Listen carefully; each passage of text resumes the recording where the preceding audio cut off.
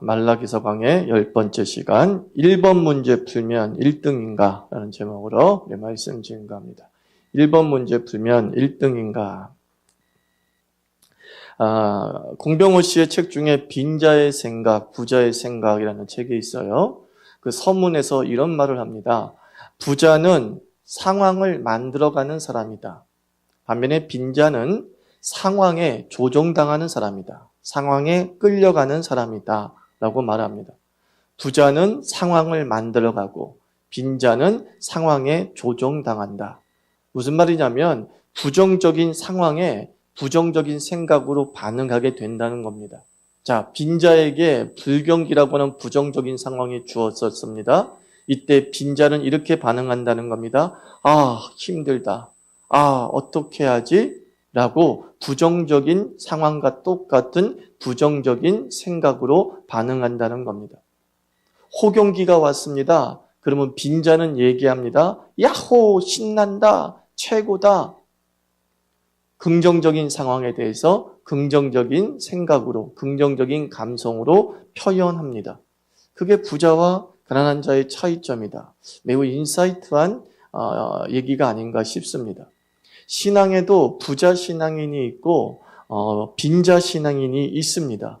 가난한 신앙인의 특징은 상황에 조종되는 거죠. 쉬운 말로 해서 눈에 보이는 대로 반응하는 사람이 가난한 신앙인입니다.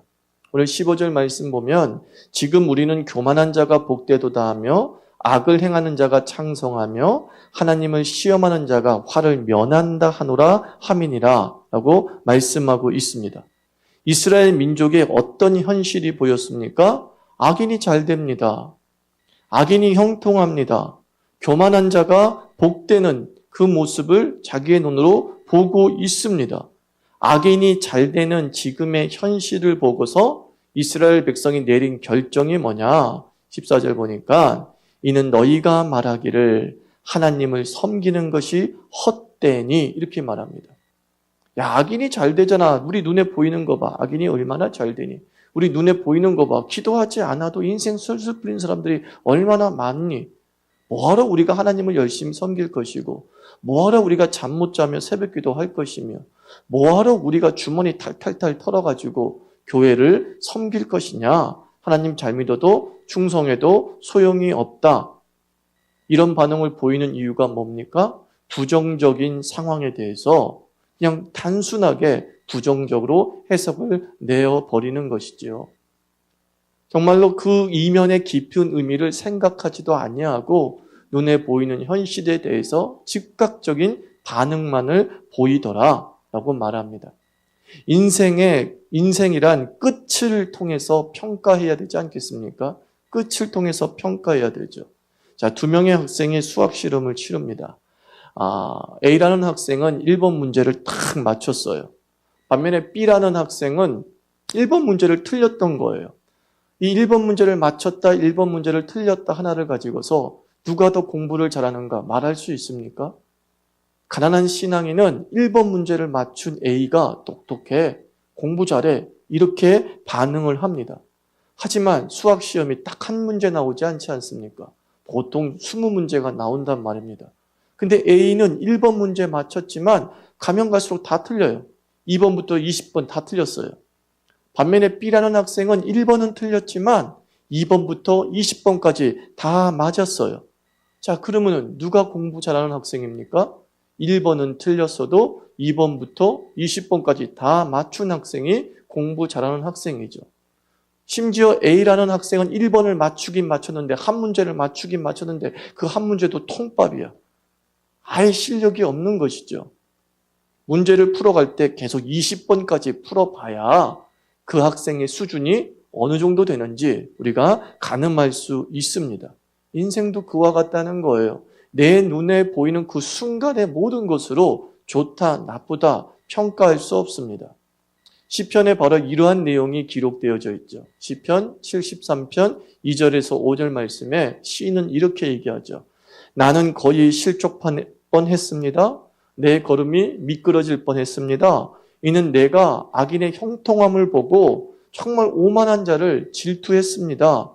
저렇게 오만한 자들과 저렇게 교만한 자들과 저렇게 죄인들은 죽을 때조차도 고통이 없었습니다. 그 힘이 건강했습니다. 타인과 같은 고난도 없고 타인과 같은 재앙이 없었습니다.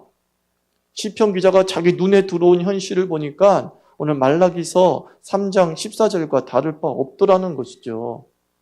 야, 이건 뭐야? 아기는 죽을 때도 호사스럽네? 고통스럽게 죽을 줄 알았는데 평안하게 싹 지그시 눈을 감으면서 이제 나는 간다 이러면서 죽더라는 것이죠. 자기 눈에 보인 그 악인의 모습을 보고 너무 원통방통해서 시기와 질투까지 했다라고 고백을 하죠. 그러나 시편 73편은 2절부터 5절까지가 있진 않죠. 마지막 절도 있어요. 17절도 있어요. 그 73편 17절에서 시인이 뭐라고 고백합니까? 하나님의 성소에 들어갈 때야 저희 결국을 내가 깨달았습니다. 주께서 참으로 미끄러운 곳에 두시며 파멸에 던지시니 저희가 어찌 그리 졸지에 황폐되었는지요. 놀라움으로 완전히 전멸되었습니다.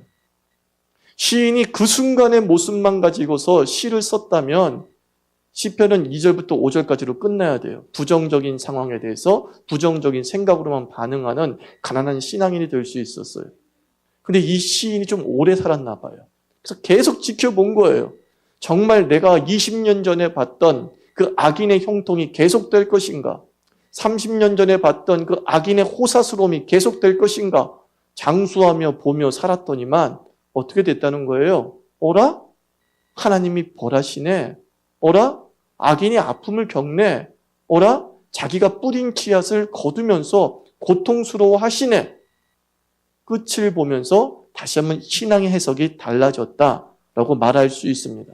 처음으로 평가하지 않고 마지막까지 지켜봐도 마지막까지 지켜보면서 평가해도 늦지 않음을 시편 73편은 우리에게 가르쳐주고 있습니다. 오늘 말라기서 3장 17절도 말씀합니다. 만군의 여호와가 이르노라 나는 내가 정한 날에 그들을 나의 특별한 소유로 삼을 것이요 또 사람이 자기를 섬기는 아들을 아낌같이 내가 그들을 아끼겠다라고 말씀합니다. 자, 상반절에 뭐라고 말씀이 있어요? 내가 정한 날에 이렇게 말씀합니다. 하나님의 시간표가 있음을 알려주고 있습니다.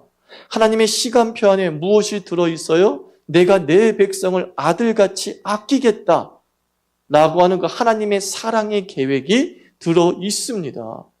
하나님은 우리를 언제 당신의 뜻대로 하늘의 권세를 누리게 하시느냐? 하나님이 정한 날에 이거예요.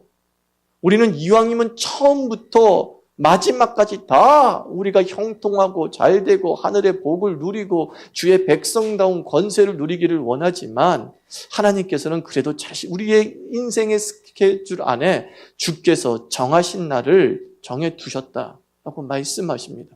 그 정하신 날을 여러분이 보게 될 줄 믿습니다.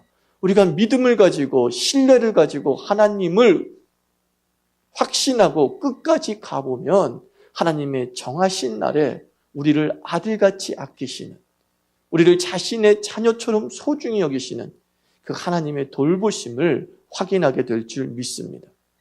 그 21세기 한국교회의 비극에 대해서 제가 묵상해 봤어요. 이 조국교회의 비극은 무엇일까? 여러 가지 이유가 있겠지만 그 중에 하나가 내세 신앙의 상실이 아닌가 싶습니다. 천국 개념이 모호해졌다는 거죠. 제가 오래된 설교들, 일제시대의 목사님의 설교, 그리고 60년대 어떤 유명 부흥사의 설교를 이렇게 몇 편 읽으면서 느낀 게 뭐냐면 그분들은 내세를 그렇게 강조해요. 천국을 그렇게 강조해요. 그러니까 일제시대와 60년대는 참 살기 힘든 시대였잖아요. 근데 바로 목사님의 메시지 속에 천국이 얘기되어지고 먼 미래가 선포되어질 때에 그 천국을 바라보면서 일제의 수탈과 탄압을 견뎌내고 그 5, 60년대의 보릿고개의 서름을 이겨낼 수 있었습니다. 그 천국에 대한 소망, 지금 이 눈앞에 보이는 현실은 보릿고개이고 일제의 탄압이지만 이것이 우리의 전부가 아니다. 우리는 천국이 있다. 하나님은 믿는 백성에게 베풀어 주시는 회복이 있다. 라고 하는 저 영원한 미래에 대한 소망. 결국 그것이 힘든 가운데 살아가는 백성의 힘이 될 수 있었죠. 반면에 70년대 유학파 목사님들이 돌아오면서 또 행동주의 신학자들이 늘어났습니다. 내세 신앙 강조를 막 연세주의라고 비판합니다. 어떻게 내세만 얘기할 수 있느냐? 적극적으로 세상에 뛰어 들어가야 된다. 예배드리면 다냐? 주어진 현실을 이겨내야 되지 않겠느냐? 사회적 비판에 강조점을 두자라고 말합니다. 틀린 말입니까? 맞는 말이죠. 우리가 세상을 등지면 안 되죠. 현실에 무감각해서는 안 되죠. 냉소주의가 돼서도 안 되고 염세주의가 돼서도 안 되죠. 적극적으로 세상의 아픔에 뛰어들어가서 하나님 나라를 성취하기 위해서 애쓰고 수고해야 되죠. 그러나 우리가 우선순위를 먼저 생각해야 됩니다. 천국에 대한 소망이 없으면 사실 현실 생활도 무력해지는 겁니다. 왜냐하면 인간은 소망에 의해서 움직여집니다. 그 소망이 우리의 행동 의지를 일깨워 줍니다. 어떤 목사님들이 감옥에 들어갈 것을 알면서도 사회를 비판합니다. 왜 그런 줄 아세요? 소망 때문이에요. 하나님 나라가 궁극적으로 이루어질 것이다. 주님의 공의가 실현될 것이라는 소망이 있기 때문에 내가 지금 당장 감옥소에 들어갈 수 있는 위험을 감수하면서도 행동 의지가 강화되는 거예요. 미래적 소망이 없다면, 미래적 하나님 나라의 성취가 없다면 누구도 이 현실에 대해서 적극적 행동 의지가 일어나지 않는다는 거죠. 바울은 행동주의자였습니다. 선교하면서 복음을 전하는 사람이었습니다. 교회의 거룩을 부르짖은, 교회의 공동체성을 부르짖은 개혁자였습니다. 그 개혁자, 그 행동주의자인 바울이 고린도전서 15장 19절에서 뭐라고 말씀합니까? 만일 그리스도 안에서 우리의 바라는 것이 다만 이 세상뿐이면 모든 사람 가운데 우리가 더욱 불쌍한 자이다. 이렇게 말하고 있습니다. 바울이 그렇게 행동주의자가 될 수 있었던 이유가 뭐예요? 그는 부활신앙이 있었어요. 내세신앙이 있었어요. 이 세상이 전부가 아니다. 또 다른 하나님의 세상이 이 땅에 임하게 될 것이다. 주의 공의와 사랑이 이 땅을 지배할 것이다. 그 미래적 소망이 바울로 하여금 정말 40에 하나 빼어진 그 지경을 넘나드는 매를 견디게 했고요. 폭풍을 뚫게 만들었고요. 수많은 시기와 조롱과 비방을 견뎌낼 수 있는 힘이 될 수 있었죠. 뭐예요? 내세신앙이에요. 끝까지 보는 신앙이에요. 내세신앙은 뭐라고요? 끝까지 보는 신앙. 지금 이 순간으로 판단하는 것이 아니라 인생 전체를 조망하면서 마지막 시점에서 우리 인생 전체를 평가하는 것. 종말적 위치에서 지금을 평가하는 그 내세신앙이 그로 하여금 적극적인 신앙인이 되게 했어요. 그러니까 결국 내세주의가 사실은 강력한 현실주의가 될 수 있습니다. 천국 소망을 가진 자가 정말로 이 땅에서 피와 땀을 흘리며 살아갈 수 있어요. 우리 예수님께서 십자가를 지셨던 이유가 뭡니까? 예수님은 얼마나 현실주의자였습니까? 죄인과 함께하고 세리와 함께하고 이방인과 함께하고 더러운 자와 함께했어요. 왜 그랬어요? 그들과 함께할 하나님 나라를 꿈꾸었기 때문이죠. 그들을 사랑하시는 하나님 마음을 알기 때문에 우리 예수 그리스도는 강력한 현실주의자였어요. 왜? 그의 강력한 내세관 때문이에요. 하나님 나라가 이루어졌다. 하나님 나라가 이 땅에 온다. 라고 하는 강력한 내세 신앙 때문입니다. 요셉이 청년의 때에 보디발의 아내의 유혹을 받고도 간음하지 않았어요. 거룩한 삶을 살았어요. 그 이유가 뭐라 그래요? 하나님이 살아계시다. 하나님이 나를 지켜보신다고 하는 신전의식 때문에 그의 거룩한 삶이 유지될 수 있었어요. 성 프란체스코가 부자임에도 불구하고 자기의 재산을 다 팔아서 가난한 자에게 주었습니다. 왜 그랬죠? 그는 천국 소망이 있었어요. 이 땅이 전부가 아니고 이 땅의 것은 썩어질 것을 알았기 때문에 그가 가진 부를 적극적으로 나누어주는 행동주의자가 될 수 있었어요. 기독 실업인들이 손해볼 것 알면서도 정직하게 기업을 운영하는 이유가 뭡니까? 우리가 심판대 앞에 서리라. 내세신앙 때문이에요. 언젠가 하나님 나라 앞에 내가 서게 될 것이다. 이 사실 때문에 눈앞에 이익에 반응하지 않는 것이죠. 종말에서 지금을 바라보는 겁니다. 마지막에는 반드시 우리가 승리한다 하는 그 믿음, 그 내세 신앙이 우리를 더욱 거룩한 행동주의자로 만들어 줍니다. 그러므로 조국 교회는 다시 한번 천국을 얘기해야 돼요. 예수 믿고 천국 가는 게 전부가 아니잖아. 아니요, 예수 믿고 천국 가는 게 전부예요. 하나님 나라와 함께하는 게 전부예요. 근데 하나님 나라에 함께한다는 것만큼 우리로 하여금 세상을 아파하고 세상에 슬퍼하고 세상에 힘들어하는 자들을 불쌍히 여기는 마음을 자극시키는 것은 없습니다. 그저 으쌰으쌰 한다고 해서 적극적 행동주의자가 되는 것은 아니죠. 그렇다고 한다면 적용을 한번 살펴보면 이렇게 종말적인 끝을 바라보는 신앙인에게 특징이 있어요. 이 끝을 바라보는 신앙인은 말로 범죄하지 않는다라고 성경은 말씀합니다. 13절 보면 여호와가 이르노라 너희가 완악한 말로 나를 대적하고도 이르기를 우리가 무슨 말로 주를 대적하였나이까 이렇게 얘기해요. 말로 막 하나님을 대적했대요. 그럼 말로 범죄한 내용이 뭐냐? 14절 15절 이는 너희가 말하기를 하나님을 섬기는 것이 헛되니 만군의 여호와 앞에서 그 명령을 지키며 슬프게 행하는 것이 무엇이 유익하리요? 지금 우리는 교만한 자가 복되다 하며 악을 행하는 자가 번성하며 하나님을 시험하는 자가 화를 면한다 하노라 함이라 라고 말씀하고 있어요. 말로 하나님을 대적했는데 그 말의 대적이 뭐예요? 야, 하나님이 있어도 소용없더라. 악인 저 잘 되는 거 봐라. 저 기도하지 않은 인간 잘 되는 거 봐라. 에휴, 참 소용없어. 라고 하면서 말로 하나님에 대한 믿음을 깎아내리고 있는 거죠. 그럼 마귀의 유혹이 노골적이지 않습니다. 마귀의 유혹은 교묘합니다. 마귀가 믿지 말라라고 얘기하지 않아요. 마귀는요, 잘 믿어서 뭐하게 이렇게 얘기합니다. 믿어서 뭐하게가 아니에요. 잘 믿어서 뭐하게. 이게 마귀의 유혹 중에 유혹이에요. 예수 믿는 것 좋은데 그렇게 믿다간 죽어. 좀 쉬엄쉬엄 했으면 좋겠어. 교회에 그렇게 충성하는 입으로 야, 사업에 한번 투자해봐라. 넌 성공했어도 벌써 성공했어. 제 친구들이 하는 얘기예요. 새벽에 그렇게 일찍 일어나서 부진을 떠는 거 보면 너는 다른 일에도 성공했을 거라고 뭐하러 일하냐는 거예요.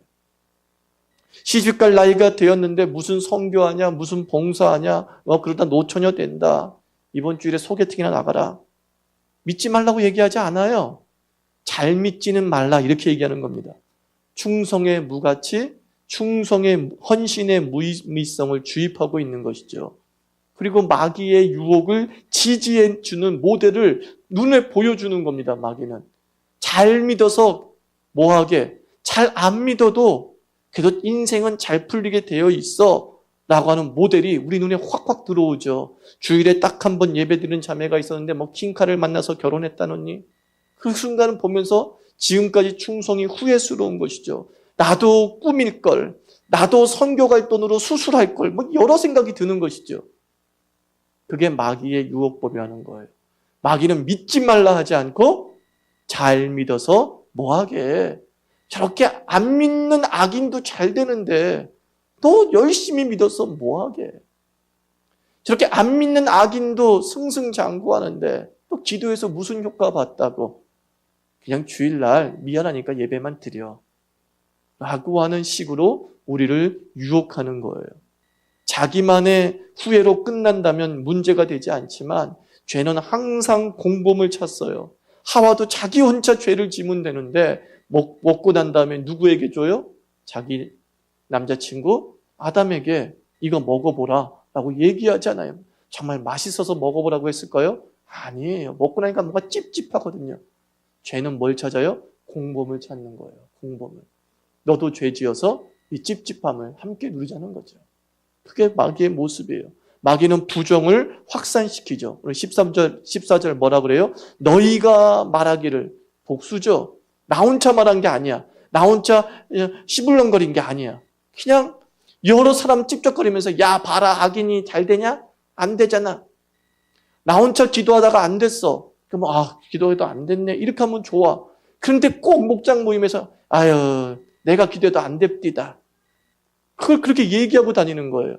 그래서 여러 명에게 부정적인 시각을 심어주죠. 충성해봤자 소용없다. 은근히 확장시키는 거죠. 공감을 얻어내려고 하는 거죠. 너도 그렇지? 근데 그런 생각 안 하던 사람도 듣고 보니까 일리가 있거든요. 그렇네? 또 이러면서 점점 하나님에 대한 부정적 시각이 확산되어지는 거예요. 안 믿는 사람이라고요? 안 믿는 사람이 믿는 사람이에요. 그 믿는 사람이 어떤 사람이 돼가고 있어요? 잘 안 믿는 사람이 되는 것뿐이에요. 잘 믿어야 될 사람들이 잘 안 믿는 사람이 되어지는 그 모습이 되는 것이죠. 어떤 집사님이 충성을 다하고 교회 직분자 선거에서 낙선됐대요. 그랬더니만 이분이 혼자서 이렇게 안고 있으면 될 걸 꼭 주변 애들 말하고 다니죠. 이 교회는 정말 세속적이다. 결국 돈 있고 목사 눈에 맞아야 중직이 된다. 막 남전도에서 구역 예배에서 떠들고 다니는 거예요. 자기의 충성이 무가치했다고 막 선전하고 다니는 거예요.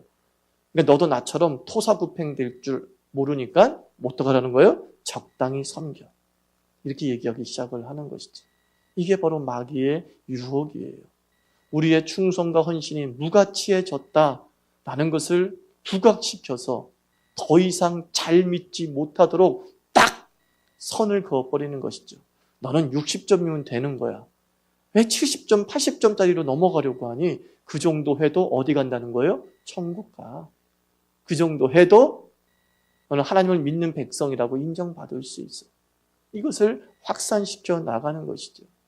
이게 바로 끝을 보지 못하는 자의 신앙인의 모습이에요. 당장 내가 직분자 선거에 떨어졌다는 이 순간의 모습을 가지고서 나를 향하신 하나님의 전체적인 스케줄을 읽지 못하는 것이죠. 이 교회가 나를 중직으로 선출하지 않았다는 그 하나만을 가지고서 앞으로 이 교회에 그분이 얼마나 필요하게 될 것인가를 보지 못하는 것이죠. 그래서 말로 점수를 다 깎아먹는 것이죠. 미래의 점수를 다 깎아먹는 것이죠. 그 사람이 지금 안 되었어도 2, 3년 후에 다시 될 수 있을 터인데 그 2, 3년 뒤에 하나님의 계획을 어떻게 해요? 무효화시켜버리는 것이죠. 그것을 가난한 신앙이라고 얘기하는 거예요. 내 눈앞에 보이는 부정적인 생각을 말로 부정적으로 표현해서 끝장내버리는 것이죠. 하나님에 대해서 부정하고 충성에 대해서 부정하고 정말 가치 있는 삶의 태도에 대해서 에휴 해봤자 소용이 없어 라고 입으로 말하고 확산시켜 나아갈 때에 우리는 참 그 순간의 인생으로 끝나고 마는 거예요. 여러분 기억하세요. 하나님이 정하신 날에 분명히 말씀합니다. 하나님이 정하신 날에 내가 그를 나의 아들같이 사랑하리니 이것은 흔들림 없는 하나님의 약속이란 말입니다. 그것을 우리가 끝까지 바라볼 수 있어야 돼요. 그래서 부정적인 말이 많은 사람의 특징은 어떤 사람이냐? 제가 한번 곰곰이 생각해 보니까 세 가지 특징이 있더라고요. 부정적인 말이 많은 사람의 첫 번째 특징은 적당히 헌신한 사람이에요. 적당히 헌신한 사람이 부정적인 얘기를 많이 하고 헌신에 대해서 비아냥거릴 때가 많습니다. 여러분 새벽기도 교인을 새벽 기도를 기준으로 해서 교인을 세 가지로 분류할 수 있어요. 어떤 부인이냐면 첫 번째 교인은 새벽 기도 매일 참석하는 교인이 있어요. 두 번째는 새벽 기도 전혀 참석하지 않는 교인이 있어요. 세 번째는 새벽 기도 가끔씩 참석하는 교인이 있어요. 어느 교인이 제일 피곤할 것 같습니까? 그죠? 새벽 기도 매일 참석하는 교인이 피곤해요? 천만의 말씀이죠.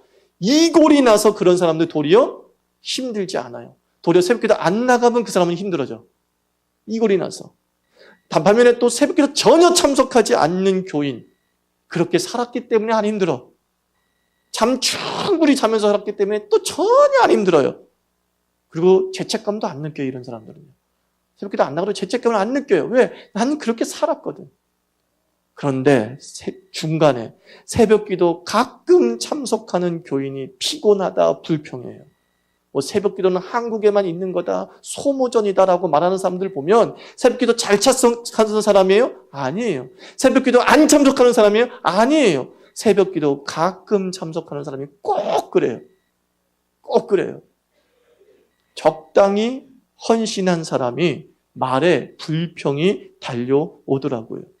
이스라엘 백성 중에 부정적인 말을 확산하는 사람은 다 적당히 섬기는 사람이었습니다. 이들이 11조 안 드렸어요? 드렸어요. 11조를 적당히 드리도. 재물을 안 드렸어요? 재물을 드리긴 드렸는데 어떻게 했어요? 눈먼 것 드리고 절뚝발이 드리고 적당히 섬겼던 이들이 하나님에 대해서 불만 불평하고 악인이 잘 된다는 등 기도해도 소용이 없다는 등 그런 이야기를 퍼뜨렸습니다. 그러니까 적당히 섬기면 피곤해지고 적당히 섬기면 말이 거칠어지고 적당히 섬기면 자기 합리화를 추구하게 되고 적당히 섬기면 부정에 대한 공범을 찾기 시작하는 거죠. 그래서 예수님께서 뭐라고 했어요? 너희는 차든지 덥든지 하라 라고 말합니다. 그렇다고 차라고 얘기하는 게 아니죠. 좀 뜨겁게 마음과 뜻과 정성을 다해서 내 하나님을 사랑하라. 목숨을 다하여 내 하나님을 사랑하라. 이것이 섬김의 태도라고 예수님께서 가르쳐 주고 있습니다. 전폭적으로 헌신하는 사람치고 말로 범죄하는 사람 찾아볼 수 없음을 우리가 알아야 됩니다. 또 하나 부정적인 말이 많은 사람의 특징은 뭐냐? 자기가 기준인 사람이에요. 자기가 기준인 사람은 부정적인 말이 많아요. 내가 잘 되면 하나님은 뭐예요? 살아계신 분이고 의로운 분이시고 내가 망하면 하나님은 죽었어. 불공평한 분이 되는 겁니다. 악인이 잘 되도다. 근데 그 악인이 대체 누구인가? 라고 보니까 정말 나보다 나쁜 사람인가? 라고 보니까 나보다 나쁜 사람인 거예요. 나보다 나쁜 사람이에요, 그 악인이. 이거 참 웃긴 기준 아닙니까? 하나님 보기에 악인이어야 되잖아요. 근데 자기가 보기에 악인이에요. 이게 얼마나 위험한 건지 모릅니다. 우리 자신이 얼마나 더러운 존재인가를 보지 못하게 될 때에 타인의 허물만 보이고 타인의 단점만 보이기 시작하게 되는 거죠. 나는 복받아 마땅한 사람이고 저 사람은 복받으면 안 되는 사람이고 나는 용서받아야 될 사람이고 저 사람은 용서받지 못할 사람이고 이렇게 접근에 들어가기 시작하는 거예요. 그러니까 항상 불만 불평이 생기는 거죠. 항상 나는 하나님의 은혜를 받을 만한 자격이 있다라고 생각하는 사람들이 불만과 불평 속에 하나님을 부정적으로 표현하게 되는 겁니다. 모순 아닙니까? 우리는 하나님의 은혜를 받을 자격이 있다. 이 모순이에요, 모순. 은혜가 뭐죠? 받을 자격이 없는 자에게 주시는 하나님의 선물. 하나님의 선물은 누구만 받을 수 있어요? 자격 없는 자만 받을 수 있어요. 근데 우리는 나는 하나님의 은혜를 받을 자격이 있다라고 자가당착에 빠지는 것이죠. 성경의 원리는 얘기합니다. 너희가 무릇 하나님의 은혜를 덧입고 싶니? 그럼 너희는 뭐가 없어야 돼요? 자격이 없어야 되는 거예요. 우리는 의인의 자격도 없어요. 우리는 선인의 자격도 없어요. 누구보다 더 잘났다고는 자격도 없어요. 그죠? 하나님 앞에 똑같은 죄인의 모습이 되어질 때 우리 입술로 범죄하지 않게 되는 겁니다. 조심하게 되는 거죠. 함부로 순간적으로 일어난 이 현실을 비판하거나 평가하지 않게 되는 것이죠. 다윗이 하나님께서 복을 주신다고 했을 때에 사무엘하 7장 18절에서 뭐라 그래요? 내가 누구이길래 나와 나의 가문에 일어난 엄청난 복을 주십니까? 이게 다윗의 고백이었어요. 다윗 왕이잖아요. 다윗 고생할 거 다 고생했잖아요. 어찌 보면 받을 자격이 있잖아요. 그런데 나와 나의 가문이 무엇이길래 이렇게 나에게 이런 귀중한 약속을 주십니까? 하나님이 다윗을 사랑하는 이유 아시겠죠? 물론 그렇지 않아도 사랑하시지만 그래도 다윗과 더 친밀하게 지내셨던 이유는 다윗은 자기를 알았어요. 자기가 어떤 존재예요? 은혜 받을 자격이 없는 존재. 자기는 하나님의 선물을 받을 자격이 없는 존재라는 거예요. 그 사실이 그로 하여금 하나님에 대해서 전혀 부정하지 아니하고 하나님은 나의 반석이요 나의 피할 바이시오라고 찬송하게 한 겁니다. 여러분 시편을 읽어보세요. 시편은 상당수가 다윗이 고난받을 때 광야에 있을 때 지은 시라고요. 근데 그 고난받을 때 광야에 있을 때 다윗의 시를 읽어보면 하나님을 부정하거나 하나님을 원망하거나 하는 부분들을 찾아볼 수가 없어요. 도리어 하나님은 나의 목자시라고 얘기하고 압살롬 자기 아들에게 쫓길 때조차도 여호와는 나의 목자시다. 내게 상을 베푸시는 분이시다. 하고 말합니다. 사울 왕에게 쫓길 때는 주님은 나의 반석이다. 나의 요새시다.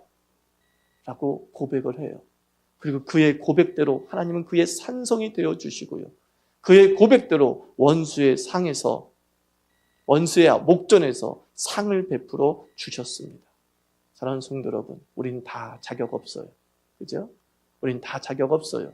그저 하나님이 우리를 사랑하셔서 하늘의 각양 좋은 은사를 우리에게 주실 줄 믿습니다. 그때 우리가 할 일은 이겁니다.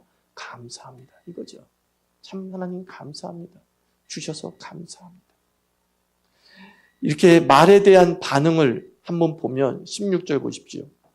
그때에 여호와를 경외하는 자들이 피차에 말하매 여호와께서 그것을 분명히 들으시고 여호와를 경외하는 자와 그 이름을 존중히 여기는 자를 위하여 여호와 앞에 있는 기념책에 기록하였느니라. 우리가 말한 바를 어디에 기록했대요? 기념책에 기록해 뒀대요.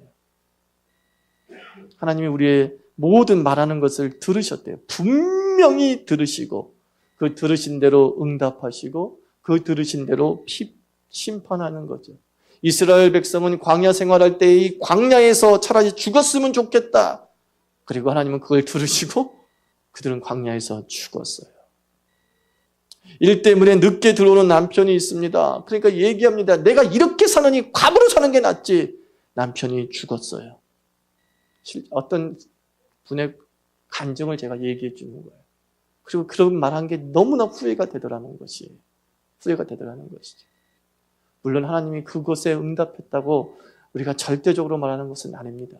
그러나 말이라는 것이 그만큼의 위력이 있음을, 말이라는 것이 우리의 마음을 표현하고 있는 것임을 가늠한다면 이 마음을 잘 다스려야죠. 마음을 조심해야죠. 그리고 야고보서 새벽에 묵상하지만 하나님께서 말씀하시잖아요. 이 말은 큰 배의 작은 키와 같다고. 그 키가 큰 배를 움직이잖아요. 이 말을 다스리는 자가 곧 인생 전체를 다스릴 수 있게 되는 것이죠. 그래서 인격의 성장이 가장 먼저 드러나는 것이 말이에요. 온전한 인품이 돼갈 때 온전한 언어를 구사하기 시작을 하는 거죠. 다른 언어를 구사하기 시작하는 거예요. 그래서 언어와 신앙, 언어와 인품은 정비례 관계를 가지고 있어요. 주께서 다시 말씀드립니다. 내가 그것을 분명히 듣고 여호와 앞에 있는 기념책에 기록했다. 그리고 18절 이렇게 말씀합니다. 그때 너희가 돌아와서 의인과 악인을 분별하고 하나님을 섬기는 자와 섬기지 아니하는 자를 분별하리라. 여기서 돌아와서라고 하는 단어는 무슨 뜻이냐면 또 한 번이란 뜻이에요. 또 한 번. 그러니까 재차 확실히 깨달았다. 그런 뜻이죠. 와, 그렇구나. 이걸 연상해 보세요. 막 무릎을 치고 허벅지를 치면서 그렇구나. 정말 하나님은 상선 벌악하시는 분이시구나. 이것을 새삼스럽게 다시 깨달았다는 거예요. 그전까지도 그걸 알았어요. 그래, 하나님은 상선 벌악하시는 분이야. 그런데 당장 내가 듣기로는 그런 하나님으로 들었는데 내 눈으로 보니까 어떻더라는 거예요. 그렇지 않은 것처럼 여겨지는 것이죠. 근데 오래 살다 보니까 정말 하나님은 상선 벌악하시는 것을 눈으로 목도했어요. 그제서야 다시 한번 탁 치면서 그때 그 말이 맞았구나. 우리 할아버지가 그 신앙적으로 얘기해 준 그게 맞았구나. 재차 깨닫는 거죠. 그러니까 여기서 좀 아쉬움이 담겨져 있지 않습니까?